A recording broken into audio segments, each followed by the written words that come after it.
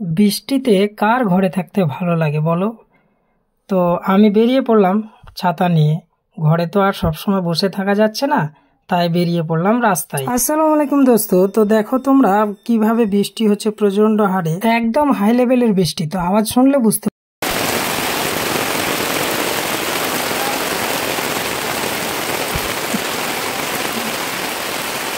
তো ক্যামেরায় ততটা বোঝা যাচ্ছে না বৃষ্টি, তাই আমি তোমাদেরকে বৃষ্টির অরিজিনাল আওয়াজটা শোনালাম। তো বৃষ্টির সময় আমাদের গ্রামটি দেখতে কেমন লাগছে অবশ্যই কমেন্টে জানাবে। আর তোমাদের আমি আরেকবার দেখাবো আমাদের গ্রামটির চারিদিকের ভিউজটা।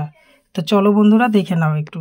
তো দেখতে পাচ্ছ চারিদিকে রাস্তায় জল ধরে গেছে এবং জমি জায়গা সব চারিদিকে ডুবে গেছে, এমনকি বন্যা হওয়ার সম্ভাবনা রয়েছে।